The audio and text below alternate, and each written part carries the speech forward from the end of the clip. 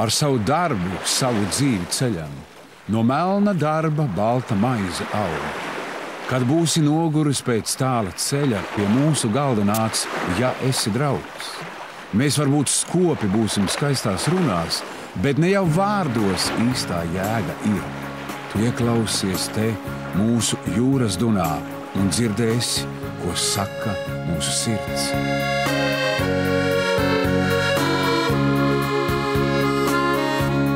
Ir jūra, ir upe, ir zīmes. Ir jātiek pie īstajiem zvejniekiem, vai arī jātiek pie īstās makšķeres, lai pie tām zivīm tiktu. Bet zīves ir. Viņas vienmēr ir. Apsveicu visus, un mēs priecājamies, ka mēs visi kopīgi varam šobrīd parādīt to, kas mums ir, ko mēs visi piedāvājam. Kašķis būs, izlasiet Carnikavas mēģis. Kašķis būs, kā pie kārtīgām normālām svinībām. Bet es domāju, ļaunprāt mēs neturam, tā kā baudiet, priecājieties. Salatsgrīva gadus saviļņo klausītājus augusta sākumā, kad Vidzemes jūrmalā, īpaši uz peldošās skatuves Kuivižu ostā, galā koncertā skan klasiskā mūzika. Droši var teikt, ka klasiskās mūzikas festivāls Salatsgrīvā ir atradis savu mājvietu un ir iedzīvojies. Tā tiešām ir ļoti augsts klases mūzika. Pat lielākā vērtība, protams, ir tā ne tikai šīs mūzikas baudījums, bet tieši tas, ka šī pieredze no pasaules slaveniem muziķiem tiek nodota pedagogiem, tiek nodota arī jaunai paaudzei ap vairāk kā 100 bērniem, kuri patiesībā atplaukst pēc dažu dienu darba ar šiem ārkārtīgi augstas klases profesionālajiem pedagogiem. Viņi atplaukst, viņi dzīvo, viņi tiešām sāk brīnišķīgi arī spēlēt šos muzikas instrumentus. Protams, arī pats festivāls un koncerts, tā ir kā piedeva, kā saldais ēdiens visam šim darbam, kas pamatā ir šīs meistarklases. Salatsgrīva laikam ir atradusi, vai šie mākslinieki atrada Salatsgrīvu, pateicoties tam, ka ir šis klusums, ir šī relatīvi saglabātā vide. Un, protams, arī cilvēki, kas klausās šo mūziku. Un jāsaka tā, ka bija ārkārtīgi patīkami pārsteigums. Ne visi mēs klausāmies klasisko mūziku. Kādreiz mēs klausāmies klasisko mūziku, varbūt neklausāmies, jo mēs neesam dzirdējuši kvalitatīvu klasisko mūziku. Bet, kad tā tiešām ir kvalitatīva mūzika, tad šī gadā arī bija neliels priekšnesums, kur bija sanākuši iedzīvotāji, lai nosvinētu svētkus, pasēdētu pie galdiem, kur pat prātā neienāca, ka kāds no šiem cilvēkiem būtu klasiskās mūzikas fans. Bet tad, kad viņi izdzirdēja Alekseja Lundina priekšnesumu, zāle bija vienkārši mēne klusa. Un es biju izbrīnīts. Visi bija vienkārši sajūsmā, nelaid šos māksliniekus prom. Salatsgrīva ir populāra ar savu pozitīvus, bet Siguldas operas mūzikas svētku un pozitīvus tie divi lielākie vasaras notikumi Latvijā. Tā kā mēs esam Sigulda un Salatsgrīva kaut kur mazliet tā vienādības zīme var likt. Jūs esat tomēr tādā kolosālā vietā.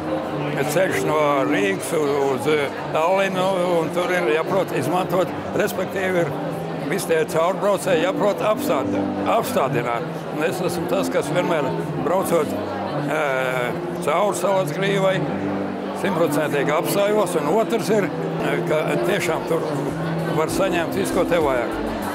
Vidzemes turisma asociācija, uzsākot jauno turisma sezonu, piedāvā ceļotājiem karti Vidzemes piekraste. Īpašu velti tā sagādājusi veloturistiem projekta Central Baltic Cycling ietvaros 573 km garu maršrutu zaļais kultūras mantojums, kas savieno vairākas pilsētas Latvijā, Igaunijā un Krievijā, īpaši akcentējot Vidzemes jūrmalas šarmanto un neaizmirstamo dabas skaistumu. Mums šobrīd būs lieliski iespēja paceļot 18. gadsimtā, 19. gadsimtā, paceļot gar jūru, protams, gar jūru no Pērnavas uz Rīgu. Mums ir jauns piedāvājums, ļoti interesants piedāvājums, Liepupas muiža, kas ir nu pat atvērusies, un es domāju, jebkurš ceļotājs, gan aktīvais ceļotājs, gan kultūras mīlētājs var viesoties šajā vietā, atpūsties, baudīt. Jūra ir ļoti, ļoti tuva. Protams, Salatsgrīva. Salatsgrīvas apkārtne, es domāju, ļoti pievilcīgi ir velobraucējiem, kājām gājējiem. Un es vispār gribētu teikt, ka Vidzemes piekraste ir tā unikālā vieta, kur mēs varam sākot no Igaunijas robežas, no Ainaža mola līdz pat Rīgai, ļoti skaisti pastaigāties pa smiltīm, baudīt jūru, dabu, sauli, viss tas, kas mums ir, un tas nav daudzām valstīm. Mēs tiešām ar to lepojamies. Kā tradicionāls bezštepseļa muzikantu sajiets, nu jau kuro gadu klausītājus uzrunā pirms Jāņiem, Duntē un Liepupē notiekošais festivāls Sudraba kāja. Vai jūs zinat, ka Latvijā ir sastopamas 17 kāju sugas? Un visskaistākā kāju suga ir sudraba kājas. Mēs domājam, kāpēc gan nenosaukt visskaistāko kāju vārdā arī akustiskās mūzikas festivālu. Šī festivāla ideja ir akustiskā mūzika cauri laikiem. Sākot ar folkloru, tautas mūziku un beidzot ar visdažādāko stilu, mūzikas veidiem. Country, šlāgers, džess, roks, blues roks, folk roks, rockabilly pat arī bijuši pārstāvi mums ir. Ideja, lai viņi, muzikanti, lai ko arī darītu ikdienā, bet viņi saņemās, sasparojas un mūsu festivālā uzspēlē akustiski.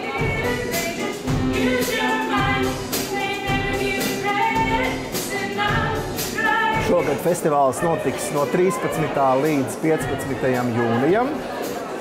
Salatsgrīvas novada Liepupes pagastā, Duntē un Liepupē.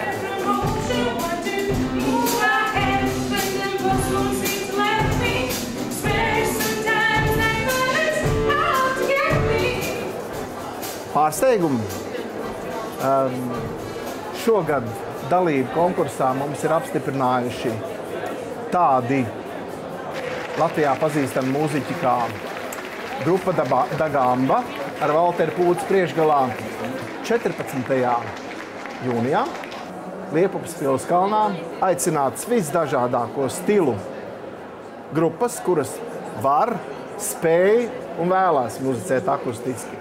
Un kā īpašie viesi ir uzaicināti un piekrituši piedalīties Aija Andrejeva un Andris Ērglis ar Valta Pūces autoru programmu, Niks Matvējevs ar savu čaka programmu, jauniešiem Double Face Hills, lai panesās, un noslēgs šo nakts koncertu Dzels Vilki jauno Jāņu orķestris.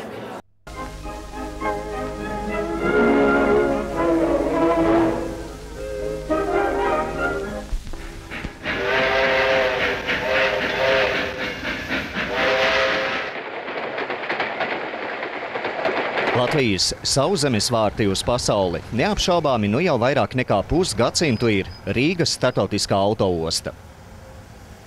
Izvietojusies Daugavas krastā pie pilsētas kanāla pašā galvaspilsētas sirdī, tā mīļi sagaida un pavada katru Rīgas viesi, kuram tūs pārvietošanās veids ir ar autobusiem.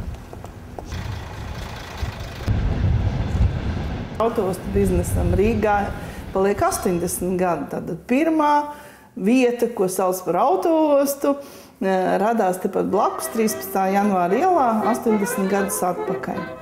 Vai tas ir daudz vai maz? Principā tas ir laiks, kas ir savērojams ar cilvēku dzīvi. Tātad mēs noteikti varam atrast acu lieciniekus, kas atcerās gan 80 gadu vēsturi, gan no 50 gadu, es domāju, ļoti daudz iedzīvotāji atcerās. Mums ir paplašinājusies mūsu iedzīvotāju ceļošanas ģeogrāfija, tātad Eiropas Savienības valstis, arī mūsu austrumu kaimiņi, kur ir vecas un, teiksim, jau nostabilizējušās ģimenes saites daudziem mūsu iedzīvotājiem. Un mūsu jaunieši brauc mācīties, cilvēki brauc strādāt, brauc atpūsties. Šodien mēs varam teikt, ka Rīgas starptautiskā autoosta ir ļoti nozīmīgs tāds pārsēšanās punkts un gan aizbraukšanas, gan atbraukšanas punkts, gan Latvijas mērogā, gan arī plašāk, vismaz Baltijas mērogā. Mēs esam arī Paneiropas autoostu asociācijas biedri, un es ilgus gadus esmu jau ģenerālsekretārs šai asociācijai. Un te es varētu teikt tā, ja cilvēku izpratnē un vēsturiski autoostu tomēr bija kā tāds konkrēts atrašanās punkts, kur tika koncentrēta pasažieru plūsma, un tur autobus varēja uzņemt savus pasažierus. un aizvizināt tālos ceļos. Tad šobrīd mēs jau varam runāt par tādu jēdzienu kā virtuālā autoosta, jo ne tikai šeit uz vietas ir iespējams saņemt pakalpojumus, kas ir nepieciešami ceļošanai, bet gan elektroniski, tātad mēs varam nopirkt biļetes gan no Rīgas autostas, no citām autostām. Latvijā 33 autostas ir saslēgts vienā sistēmā. Mums vidēji dienā attiec 65 autobusi, kas ir starptautiskos tīklos. Un jāsaka tā, ka šī iekļaušanās gan Via Baltica, gan, teiksim, plašākos, varbūt arī saistībā ar avio pārvadājumu attīstību, ir devis tādu grūdienu arī autobusu pārvadājumiem starptautiskiem. Laikā, kad Rīga ir Eiropas kultūras galvaspilsēta, no Daugavas krastiem izmantojot Rīgas starptautiskās autoostas piedāvājumus, var ērti nokļūt Latvijas piejūras pilsētās un zvejnieku ciemos, Vidzemes un Kurzemes jūrmalā. Ja esat ar autobusu nokļuvuši Salacgrīvā, 2 reizes dienā iespējams ar komfortabliem starptautiskajiem autobusu reisiem doties uz Pērnavu, Tallinu, Helsinkiem un Sanktpēterburgu. Janvāra izskaņā Salacgrīvas, Alojas, Masalaces un Burtnieku novada pašvaldību vadītāji Staicelē parakstīja sadarbības līgumu, kas turpmāk teritorijas attīstības un daudzus citus jautājumus ļaus risināt kopīgi. Kā zināms, Salacei un Burtnieku ezeram ir lielas gadiem neatrisinātas problēmas. Kurš gan nezina, kā pazuduši laši, kā Salace strauji aizaug ar ūdensaugiem, pasliktinās ūdens sastāvs. Jutīga ir vienotā ezera un upes ekosistēma, ko ietekmē visi, kas dzīvo un strādā to tuvumā. Cilvēku darbības un bezdarbības rezultātā mēs esam nonākuši tur, ko esam nonākuši. Tas jau vairāk viss saistīts ar piesārņojumu, ar zvejas problēmām, un kā jau institūta vīri arī tās pētījums savus teica, lašveidīgo zivju populācija iet mazumā. Un it sevišķi šogad bija izteikti tas viss redzams, kad salats pārvēršās pa vienu zaļu pļauju, nārst vietas nav, un arī līdz ar to šogad nav spinningotājiem atvērtajā sezonā, nav arī ko ķert. Mainās tomēr visas pasaules klimats. Un es negribu teikt, ka tā ir kaut kāda globāla nelaime, jo varbūt patiešām tas mainās, tāpēc, ka dabā viss cikliski mainās. Varbūt ne, varbūt tur ļoti daudz arī mēs esam vainīgi, bet jebkurā gadījumā, mainoties klimatam, mainās viss kopums, visas sistēmas, visa daba. Tas ir viens no iemesliem, bet otrs ir, protams, tas, ka joprojām mēs ar saviem notekūdeņiem, mēs ar savām neapdomīgajām rīcībām, tomēr to dabu piesārņojam. Un piesārņojam tās upītes un grāvīšas un strautiņus. Un, kā šeit minēja, jā, Burtnieks ar savu piesārņojumu, un no tā jau, protams, Salacā tas arī rodās. Iespējams, ka varbūt lielie ledi neiznes šos te aizaugumus. Senos laikos bija plostotāji, kas arī tomēr zināmā mērā to upi tā kā patīrīja, tā kā to aizaugšanu mazināja. Tā kā es domāju, ka tie ir ļoti daudz kompleksu jautājumu, kādēļ mums šodien tā notiek. Nevar ņemt no dabas viss, tikai ņemt un ņemt. Ir jādod atpakaļ kaut ko. Zaļi stipri mēs neesam, bet mēs cenšamies darīt kaut ko lietas labā. Ne tikai ņemt, bet arī dot atpakaļ. Tāpēc ir upes jātīr, jākop, ir nārst vietas jātais, ir, jādomā bišķi ir ar tādu saprātīgāku to domāšanas veidu, nevis tikai ņemt un ņemt un ņemt. Salaces baseins ir ļoti nozīmīgs gan no vidas, gan no turisma objekta, tāpēc, teiksim, varbūt tādu tik nozīmīgu vietu tik ļoti daudz nav.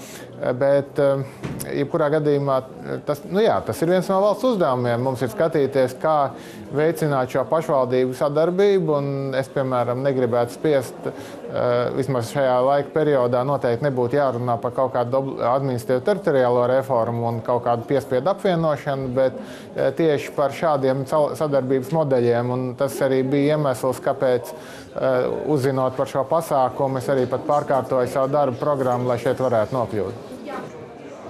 Viens no galvenajiem noteikumiem mēs gribētu arī no valsts, lai beidzot sakārtoties visi normatīvie akti pieņemamā kārtībā, lai mēs varētu sākt rīkoties un darīt. Ne tikai rakstīt papīrus, bet arī, lai tie procesi būtu redzami uz vietas un reāli dabā. viena valsts un viena upe, un es gribētu teikt, pirms vairākiem gadiem bija mēģinājums iekustināt šo jautājumu. Bet acīm redzot, tad mēs paši nebijām vēl prātā tik daudz auguši, un mēs nesaskatījām to. Tad ir katras pašvaldības varbūt intereses privilēja tajā laikā, bet šobrīd visām pašvaldībām vienojoties, runājot, mēs saprotam, ka tā upe tiešām ir kopīga. Ezers, viss šī salats, baseins, visa ekosistēma ir kopīga, infrastruktūra ir kopīga, un neskatoties cilvēkiem arī īsti neinteresē, kur ir kur robeža tiem, kas brauks vai makšķerēt, vai brauks ar laivām, vai brauks vienkārši ar velospēdiem un atpūsties. Un mēs esam to sapratuši, un mēs kopīgiem spēkiem esam gatavi to risināt. Nav jēgas vienā teritorijā sargāt, vienā teritorijā varbūt pavairot, ja otrā atkal nedara.